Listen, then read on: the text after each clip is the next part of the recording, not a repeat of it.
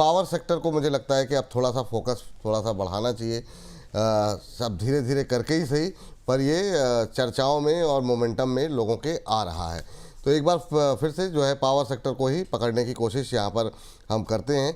और सबसे पहले सर थोड़ा सा व्यू जो है पहले जो PSUs कंपनियां हैं दो चार उस पर थोड़ा रखते हैं, और इरिडा पे से शुरुआत करना चाहेंगे। अभी 153-54 के आसपास है, लोअर लेवल से थोड़ा बहुत तो रिकवरी हुई है 2-3% की एक महीने में। आप कैसे देख रहे हैं सर, इरिडा पे क्या व्यू है आपका अभी? सर मैं पॉजिटिव ही हूँ एंड लॉन्ग टर्म में, लेकिन शॉर्ट टर्म में अभी भी रैली नहीं आ रहा है तो हम्म। आएगा भी नहीं, क्योंकि ओवरऑल एक डाउन ट्रेंड में है। डाउन ट्रेंड के बाद अभी कंसोलिडेशन जोन पे है, तो कंसोलिडेशन कंटिन्यू हो सकता है। मुझे लगता है कि जिनके पास पोजीशन है आपको बने रहना चाहिए। फ्रेश बाय अभी करेंगे तो मुश्किल है ऊपर चलना, क्योंकि इसमें अभी भी जो है कंसोलिडेशन के अंदर फंसा हुआ है। 175 एंड 180 के ऊपर ये रैली होगा, लेकिन वैल्यू इन्वेस्टिंग की बात करेंगे तो मुझे लगता है कि कहीं ना कहीं अभी भी वेट करना चाहिए। और एक बार पॉसिबल है कि नेक्स्ट क्वार्टर से पहले पहले यहाँ पे एक मूव देखने को मिल सकता है जी। और सर जो लोग हायर लेवल पे फंसे हुए हैं, उनकी बड़ी संख्या है लोगों की जो कि हायर लेवल पे जो है वेट कर रहे हैं और लंबे समय से वेट कर रहे हैं, उनके लिए कोई संभावनाएं, कोई अपॉर्चुनिटीज़ हैं यहाँ पर? देखिए, जो लोग हायर लेवल पे फंसे हुए हैं, मैं बोलूंगा एक बार आप एवरेज करने का सलाह अभी नहीं दूंगा, क्योंकि एवरेज करने के बाद हमारा एक्सपेक्टेशन यही हो जाता है कि स्टॉक कब भागेगा। अभी हम्म। भी मैं देख पा रहा हूँ कि स्टॉक लगातार हो गया, अगस्त 24 से नहीं चल रहा है, तो अभी भी हो सकता है कि और 2-3 महीना नहीं चलेगा। तो इसीलिए अभी आपको एवरेज नहीं करना है। एवरेज करने की सलाह यहाँ पर नहीं दी जा रही है, चलिए ये बात है। और अगली कंपनी जिस पर कि कल जो है कॉल भी निकल करके आई थी, ये अरुण जी ने शायद दी थी, हाँ अरुण जी की तरफ से आई थी, REC। काफ़ी अच्छा मोमेंटम काफ़ी दिनों बाद REC के अंदर देखने को मिला था। अभी अरुण जी जुड़ने वाले होंगे मेरे ख्याल से, उनसे पूछेंगे क्या करना चाहिए। 380 के आसपास चल रहा है अभी। सर क्या राय रहेगी? कल का दिन तो काफ़ी अच्छा रहा इसके लिए, आज थोड़ा प्रॉफिट बुकिंग हावी होती हुई दिखाई दे रही है। आपका राय क्या होगी REC को लेकर के? देखिए सर, मैं तो पॉजिटिव हूँ एंड मुझे लगता है कि कहीं ना कहीं ये स्टॉक चलेगा भी, लेकिन शॉर्ट टर्म में नहीं, लॉन्ग टर्म में मैं पॉजिटिव हूँ। मुझे लगता है कि 344-350 के आसपास का एक स्टॉप लॉस मेंटेन करना चाहिए as a long term investment, और बने रहना चाहिए।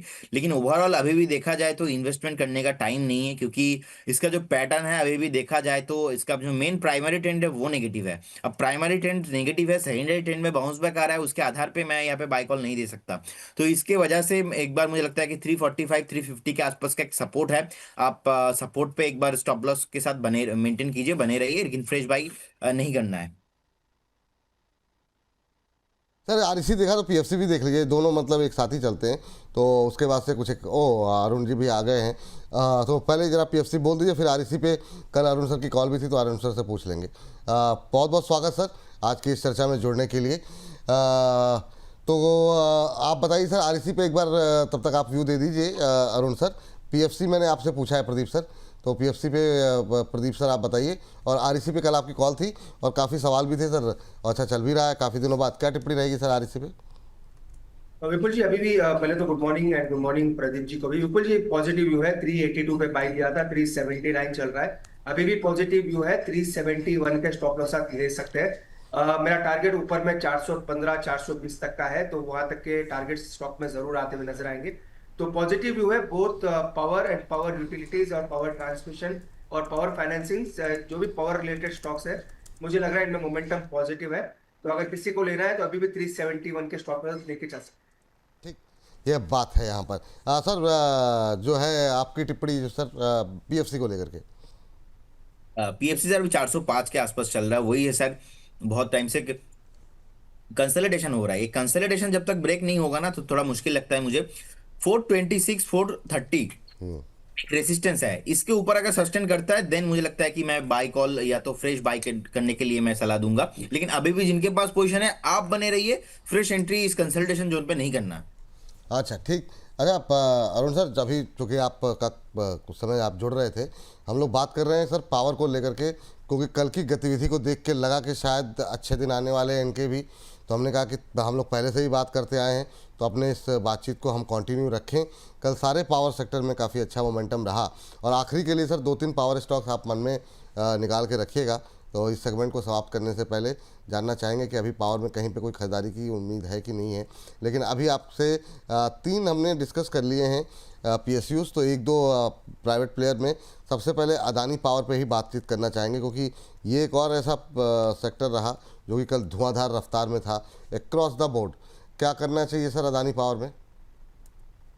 अंकुर जी, पावर सेक्टर मुझे लग रहा है काफी अच्छा करेगा। करंट लेवल से मैं बात कर रहा हूँ तो अडानी पावर में ओवरऑल व्यू पॉजिटिव रहा है काफी नीचे से, और यहाँ से काफी अच्छा स्टॉक ने किया भी है। तो फ्रेश एंट्री मुझे लग रहा है एक बार वापस ये 157 तक आएगा, जो कि 20 डे मूविंग एवरेज है। तो 157 158 तक आता है तो वहां पे बाई करना चाहिए।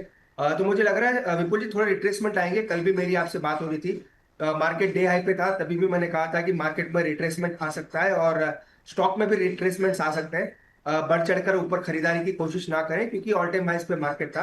पर मुझे लग रहा है नीचे में इसको जरूर बाय करना चाहिए।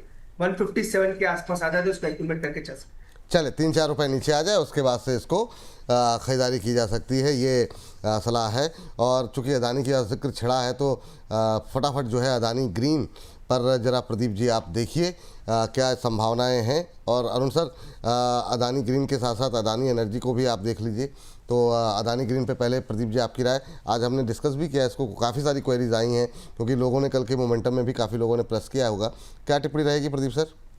सर कल भी मैंने वो डिस्कशन किया था, आज सुबह भी मैंने एक कमेंट किया था, वो है टेक्निकल तो मैं देखता हूं, उसके साथ साथ साइकोलॉजी को समझिए।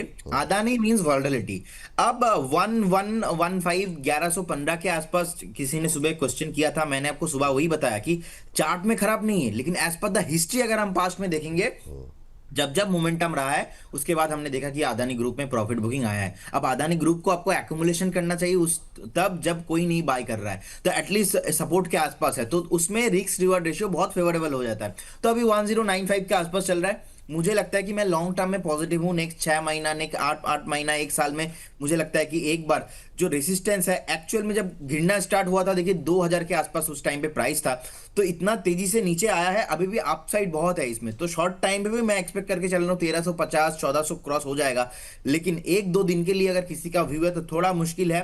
मुझे लगता है कि 1070 1060 भी पॉसिबल है, लेकिन कुछ भी प्रॉब्लम नहीं है। हर एक डीप में बाई करने का सलाह रहेगा, क्योंकि कल जिन्होंने अपॉर्चुनिटी नहीं पाया है, इतना ऊपर आ चुका था, उनके लिए बस अपॉर्चुनिटी आ रहा है फिर से। अब लेके जाइए 2 या 4 दिन 5 दिन के लिए मत ट्रेड कीजिए पर्टिकुलर स्टॉक को। मुझे लगता है कि 3-4 महीना होल्ड करके जाएंगे तो 1350 1400 के ऊपर आपको प्राइस आते हुए दिखाई देंगे। ठीक सर, ये बात यहाँ पर निकल करके आई है। अगली कंपनी अदानी एनर्जी सॉल्यूशंस पे जरा बात कर लेते हैं। अरुण सर, कोई संभावनाएं हैं क्या यहाँ पर? देखिए विपुल जी, स्टॉक तो अच्छा ही लग रहा है नीचे में। वैसे मेरी ये बाई लिस्ट में नहीं है, अभी भी नहीं है विपुल जी, वो मैं कंफर्म कर देता हूँ। अदानी एनर्जी सॉल्यूशन मेरे बाई लिस्ट में नहीं है, तो इसमें बाइंग करने की सलाह तो नहीं है। पर किसी ने ले रखा है तो स्टॉप लॉस 910 का लगा कर रखे। मोमेंटम पॉजिटिव है, 910 के नीचे जाएगा जब भी स्टॉक में वीकनेस आ सकती है। चलिए, ये बात यहाँ पर है, निकल करके आई है।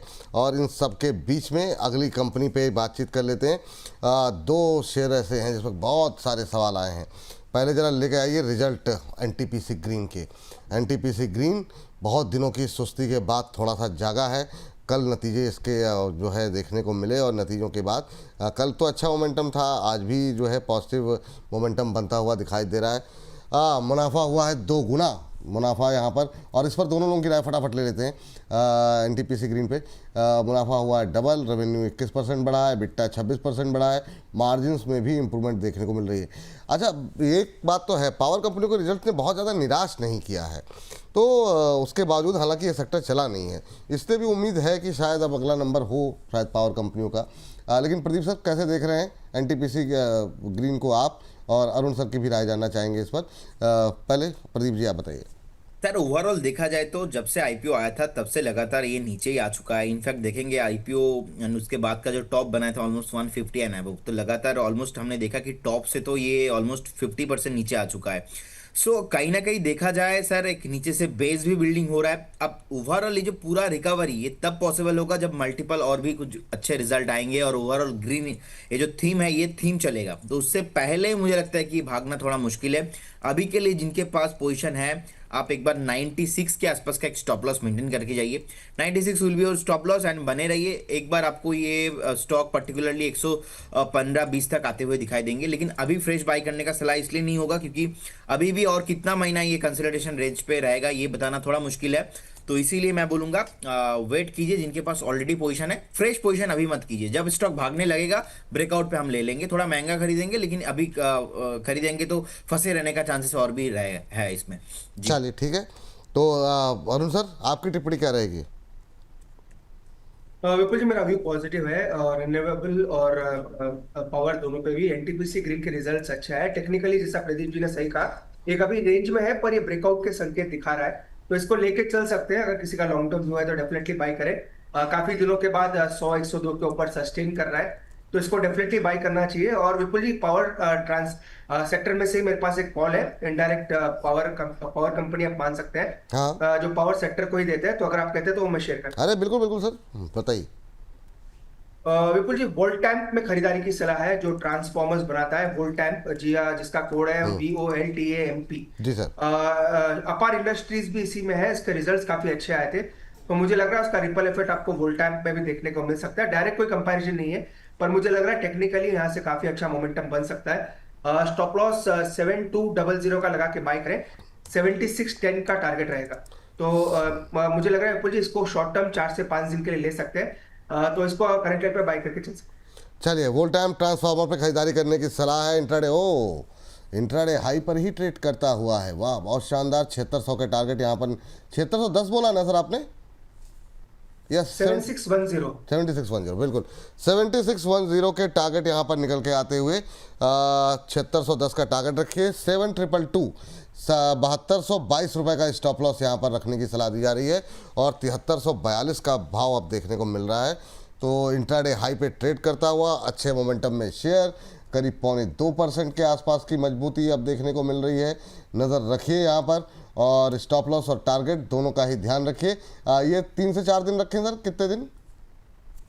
4 से 5 दिन का व्यू है 4 से 5 दिन, नेक्स्ट वीक तक का मान लेते हैं पूरा, ठीक है। इसी के साथ एक अपडेट भी दे देता हूँ विपुल जी, और एक हमारा एनबीसीसी का कॉल ओपन था, जिसके मैंने कहा 10-12 दिन का व्यू है, वो भी अब 118 के आसपास आ चुका है, तो 121 के आसपास उसको भी बुक करना है। आरईसी एक कॉल ओपन रह गया है हमारा, वो कल दिया था, वो एक ही कॉल ओपन है, बाकी विपुल जी पूरे ऑलमोस्ट क्लोज हो चुके हैं। आज एक फ्रेश वोल्टैम्प का कॉल दिया। वोल्टैम्प सर, ये एनबीसीसी में आज बड़ा ज़बरदस्त मोमेंटम बना हुआ है और जिस तरीके से तेज़ी के साथ ऊपर गया, हालांकि अब थोड़ा सा हल्का हो गया है, लेकिन 121 पे बुक करना है ना इस पर? विपुल जी 121 पे बुक करना है, वहाँ पे टारगेट अचीव हो जाएंगे और 3-4 दिन है व्यू के, अगर नहीं भी आता है तो बुक करके निकलिए। चलिए ठीक है, तो ये 3-4 दिन के लिए अभी होल्ड करके रखिए एनबीसीसी। पहली बात, वोल्टैम्प को अगले हफ्ते रखने का ही आपको सलाह दी गई है। 7610 7610 के टारगेट के साथ 7222 का स्टॉप लॉस वोल्टैम्प पे निकल करके आया है, उस पर भी निगाहें आपको रखनी है। चलिए आगे अपनी थीम पर वापस लौटते हैं और बात करते हैं वारी एनर्जीज। अरुण सर, वारी एनर्जीज बताइए, और प्रदीप सर आप वारी रिन्यूएबल पे जरा एक नज़रिया मैं चाहूँगा आपका वारी रिन्यूएबल को लेकर के, क्या रहेगा यहाँ पर। पहले वारी एनर्जीज, अरुण सर। विपुल जी, मेरी यहाँ पे खरीदारी की सलाह नहीं है, स्टॉक में काफी चल चुका है और अच्छे रिजल्ट्स के बाद भी स्टॉक चल नहीं रहा है। तो जब भी विपुल जी अच्छे रिजल्ट्स के बाद स्टॉक चले नहीं, तो उसमें डिस्ट्रीब्यूशन कह सकते हैं या कंसोलिडेशन के चांसेस काफी ज्यादा है, तो इस लेवल पे तो खरीदारी की सलाह नहीं रहेगी। 3350 तक मेरे ख्याल से एक बार स्टॉक आ सकता है, 3350 के आसपास मिलता है, तो वहां पे एंट्री करनी चाहिए, तो यहाँ पे तो खरीदारी की सलाह नहीं रहेगी। जरा जो लोग हैं सर, क्योंकि बहुत लोगों की टिप्पणी आई है वारी एनर्जी में, बता दीजिए। हमारे एक दर्शक ने 3600 में लिया हुआ है, संतोष कुमार जी हैं, वारी रिन्यूएबल को लेकर के भी काफ़ी सवाल। तो जो लोग मतलब ले चुके हैं उनके लिए क्या सलाह रहेगी? देखिए सर, मुझे लगता है कि हाँ, मैं आ रहा हूँ प्रदीप सर। मैं जरा वारी एनर्जी पे एक सवाल था मेरा कि जो लोग लॉस में हैं या फिर जो लोग लेकर बैठे हुए हैं उनके लिए क्या करें जी? विपुल जी, ऐसा स्टॉक है जिसका स्टॉप लॉस काफी दूर बैठता है, तो वैसे ही स्टॉक्स में यूजुअली अवॉइड करता हूं देने के लिए, पर जिन्होंने ले रखा है 3350 का एक स्टॉप लॉस लगाना चाहिए। पर अगेन वो अब डिबेटेबल है कि 110 रुपए दूर है स्टॉप लॉस, पर इस पे टेक्निकल्स के हिसाब से देखें तो सपोर्ट उसी के आसपास है। तो ऐसा नहीं कि स्टॉक बुरा है या स्टॉक ऐसा कुछ है, जिनमें स्टॉप लॉसेस थोड़ा दूर रहते हैं तो यूजुअली मैं उसको अवॉइड करता हूँ, पर स्टिल अगर किसी ने ले रखा है तो 3350 का स्टॉप लॉस लगा के होल्ड करें। चलिए ठीक है। इस बीच प्रवीण नूनीवाल जी हैं, करें Arun sir thank you for IDBI bank, 10,000 का प्रॉफिट हुआ है। ये हमारे दर्शक की अच्छी बात है, बीच बीच में बताते रहते हैं। हालांकि जब ट्रोल करते हैं तो ट्रोल भी बहुत दिल से ही करते हैं। तो thank you Praveen Singh. Pradeep sir, क्या वारी रिन्यूएबल पे आपकी टिप्पणी क्या रहेगी? सर 1263 के आसपास का भी प्राइस है। मुझे लगता है कि एक बार आपको यहाँ से ऑलमोस्ट 50-60 पॉइंट का एक करेक्शंस मिल सकता है। उस करेक्शंस पे आपको एक्यूमुलेशन करना है। बाकी बढ़िया है, जिनके पास है पोर्टफोलियो में ऑलरेडी, आप बने रहिए। फ्रेश बाई करने का सलाह रहेगा 1200 से 1215-20 इस जोन पे थोड़ा स्टैगर्ड मैनर पे आपको बाई करके जाना है। ओवरऑल लॉन्ग टर्म में मैं पॉजिटिव देख पा रहा हूँ। 1550-1600 ऑन द वे है, बट अभी पहले थोड़ा करेक्शंस अभी बाकी, वो करेक्शंस कंप्लीट होने के बाद फिर से स्टॉक भागेगा जी चलिए, ये बात है यहाँ पर। और इस बीच जरा वोल्ट टाइम जरा फिर से दिखा दीजिए। और वोल्ट टाइम पे जो है रफ्तार जो है वो बढ़ती हुई दिखा 7366। ये 5 दिन में आएगा या आज ही आ जाएगा सर? ये 66 77, वाह! ये है मतलब जो है धुआंधार रफ्तार जो है पड़ती हुई यहाँ पर देखने को मिल रही है। तो ये तो मतलब जिस तरीके से रफ्तार इसने पकड़ी हुई है, मुझे लगता है चर्चा ख़त्म होते होते ही ये 74-75 तो अभी क्रॉस हो जाएगा। 2.5% के आसपास की मजबूती आ चुकी है, लेकिन टारगेट लंबा है तो वो थोड़ा सा ध्यान रखते हुए आराम से आपको नज़र जो है रखिए। यहाँ पर 7222 का स्टॉप लॉस है, 7610 तक के टारगेट है यहाँ पर। तो अभी भी अगर हम देखें तो 225 रुपये तक के ऊपर के टारगेट 7381। ये सर क्या खा करके आप बोल रहे हैं आजकल अरुण सर? मतलब ज़बरदस्त धुआंधार रफ्तार पकड़ ली है सर। क्या करें अभी? अभी तो होल्ड करते रहे ना सर अभी? बिल्कुल विपुल जी, रूल के साथ ही चलना है। टाइम फ्रेम के साथ होल्ड करें। स्टॉप लॉस टारगेट जब तक नहीं आता एग्जिट नहीं करना है। अगर टाइम फ्रेम खत्म हो जाता है 4 से 5 दिन का, जो भी प्राइस है एग्जिट कर लें। विपुल जी, रूल के साथ चलेंगे तभी मार्केट में आपको आप कह सकते हैं एक डिसिप्लिन के साथ हम ट्रेडिंग कर सकते हैं। स्टॉप लॉस टारगेट लगेंगे विपुल जी, स्टॉप लॉस भी लगेंगे, टारगेट भी लगेंगे, पर रूल के साथ रहेंगे तो ज्यादा बेटर है। तो जो भी स्टॉप लॉस टारगेट दिया है उसको लगा के होल्ड करें। टाइम फ्रेम 4 से 5 दिन का ही रहे। चलिए 4 से 5 दिन तक आराम से होल्ड कीजिए और आराम से खरीदने की सलाह भी यहाँ पर दी गई थी।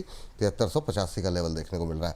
और ऊपर के लेवल आते हैं तुरंत हम आपको अपडेट देंगे, या फिर अगर हमारे एक्सपर्ट कुछ राय बदलना चाहें अपनी तो भी हम स्क्रीन पर लेके आएंगे। लेकिन पावर पे बात हो और सुजलॉन रह जाए ऐसा तो हो नहीं सकता। प्रदीप सर जरा देखिए सुजलॉन एनर्जी जरा फटाफट क्या करना चाहिए। 58 का भाव आ गया है और कल आएंगे रचित जी, फिर उनसे बातचीत होगी। लेकिन मतलब जो है इतने दिन से वो परेशान थे और ये जब से आपने तीर निकाला है गुड़िया का तब से चलना शुरू हुआ है। 58 तक तो पहुंच गया है। आपने टारगेट क्या दिए थे और अभी भी फ्रेश बाय की गुंजाइश है क्या यहाँ पे? बिल्कुल बिल्कुल सर, मुझे लगता है कि ओवरऑल इसका रिस्क रेशियो अभी भी बहुत फेवरेबल है। 74-75 तक चलने के लिए रेडी है। एंड रचित जी आएंगे तो डेफिनेटली वही बोलेंगे कि इतना टाइम से नहीं चल रहा था, फिर से जैसे मैंने पलटी मारा इसको लेके और तब से देखिए फिर से चलने लगा है। तो मुझे लगता है कि बहुत बढ़िया काउंटर है। और शॉर्ट टर्म में जिनका व्यू थोड़ा एकदम 1-1.5 महीने का भी है, मैं बोलूंगा आपको 68-70 का प्राइस भी इजीली मिल जाएगा। फिलहाल मेरा टारगेट इसमें 74 है, बने रहने का सलाह होगा। बने रहने की सलाह है सुजलॉन के अंदर, ये बात यहाँ पर। और इस बीच 7400 का लेवल वोल्टैम्प ने क्रॉस कर दिया है। जरा स्क्रीन पर दिखा दीजिए फटाफट। तो ये बात तो वोल्टैम्प को लेकर के निकल करके आती हुई ये देखिए तो 7400 का लेवल अभी क्रॉस करके आया है।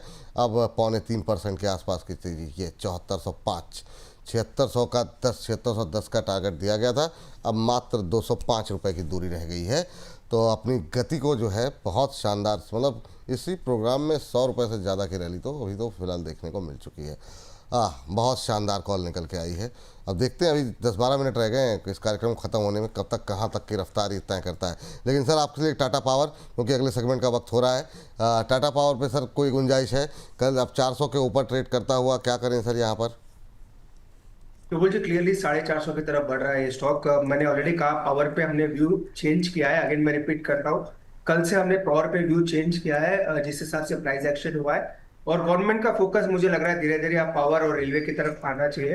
तो पावर में मुझे लग रहा है पॉजिटिविटी रहेगी और 450 की तरफ मुझे लग रहा है टाटा पावर जा सकता है। 450 की तरफ जा सकता है। पावर ग्रिड एक और देख लीजिए सर, और आप दोनों अपने अपने फेवरेट काउंटर निकाल के रखिए, क्योंकि ब्रोकर बोले के लिए हर्ष जो है वो उनका आगमन हो चुका है। सर पावर ग्रिड एक बहुत सरकारी कंपनी देख लीजिए सर जरा। सर अभी 292 के आसपास का प्राइस चल रहा है and मुझे लगता है कि एक कंसोलिडेशन जोन पे ही फंसा हुआ है बहुत टाइम से। अब लॉन्ग टर्म में कुछ भी प्रॉब्लम नहीं है, लेकिन शॉर्ट टर्म में अभी भी नहीं चलेगा। 299 टू 300 के ऊपर ये भागने के लिए रेडी होगा। लेकिन फिलहाल जिनके पास पोजीशन है, आप बने रहिए with stop loss of 278 will be your stop loss. Hold करने का सलाह रहेगा। 300 ब्रेक करने पे ये 350 380 तक 400 तक आपको आता हुआ दिखाई देंगे। सर जरा फेवरेट काउंटर भी बता दीजिए अपने फटाफट। कोई है प्रदीप सर और उसके बाद अरुण सर। सर मुझे लगता है कि मैं टाटा पावर के साथ जाना चाहूंगा और सुजलॉन के साथ जाना पसंद करूंगा। ये दोनों काउंटर मुझे लगता है कि शॉर्ट टर्म में मोमेंटम भी है, लॉन्ग टर्म में फंडामेंटल भी बहुत बढ़िया है। सुजलॉन 74 तक भागेगा और टाटा पावर मुझे लगता है कि 405 406 के आसपास मल्टीपल टाइम एक रेसिस्टेंस था। इनफैक्ट हमने लास्ट 4 महीने में मोर देन 40 टाइम से ज्यादा डिस्कशन किया है टाटा पावर को लेके, और हर एक बार 404 405 के लेवल के ऊपर सस्टेन नहीं हो रहा था। कहीं ना कहीं मुझे लगता है कि इस बार ये ऑलमोस्ट 500 450 उसके बाद 500 जाने के लिए रेडी हो रहा है। फंडामेंटल भी सपोर्टिव है। तो टाटा पावर, अदानी पावर के साथ भी मैं जाना चाहूंगा। अदानी पावर मुझे लगता है कि अगर डीप मिलता है उस डीप में आपको लेना है। और अदानी पावर में मैं बहुत पॉजिटिव भी हूँ, 200 के ऊपर का मेरा टारगेट है। सुजलॉन, ये तीनों काउंटर के साथ अभी के लिए जाना पसंद करूंगा। चलिए ठीक, ये बात यहाँ पर आपके पसंदीदा शेयर कौन से होंगे सर? अरुण सर। विपुल जी, एनएचपीसी और टाटा पावर, ये दोनों मेरे पॉजिटिव स्टॉक्स रहेंगे। एनएचपीसी इसीलिए ले रहा हूँ क्योंकि हाइड्रो पावर जो भी बिजनेस में है उसमें मेरा व्यू पॉजिटिव है, और टेक्निकली भी मुझे लग रहा है एक बेस फॉर्मेशन हो चुका है। तो दोनों ही रीजन है। टाटा पावर, प्रदीप जी ने एकदम सही कहा, ब्रेकआउट काफी दिनों के बाद आया है और मुझे लग रहा है ऐसे मोमेंटम बनेगा। तो एक ब्रेकआउट वाला, एक बॉटम फिशिंग वाला कैंडिडेट लेके चलेंगे। एनएचपीसी और टाटा पावर, ये दोनों स्टॉक्स मुझे अच्छा। ये बात यहाँ पर निकल करके आ रही है। बहुत सारे लोग थोड़े से नाराज़ भी हो रहे हैं, उनके सवाल नहीं लिए गए हैं। कोई बात नहीं, आपके सवाल 1 बजे ले लिए जाएंगे। प्रदीप फल्दर जी ही रहेंगे आपके प्रश्नों के उत्तर देने के लिए। कह रहे हैं ग्रोगरा साहब, hi Vipul sir, I like your way of talking, your energy is next level. Thank you sir इतनी अच्छी बात के लिए। लेकिन आपका जो मौशिप का सवाल है वो लिया जाएगा दोपहर 1 बजे। और चेन्नई 868 सर, ये ऑलमोस्ट जो है अपने टारगेट के नज़दीक पहुंच चुका है चेन्नई पेट्रोल। प्रदीप सर बताइए जो है क्या करना चाहिए अभी इस शेयर पे? 871 का हाई लगा है इस पे, अभी 871 पे ट्रेड करता हुआ। 875 का टारगेट है। प्रॉफिट 2-4 रुपये ऊपर बुक करें या फिर अभी बुक करना शुरू करें?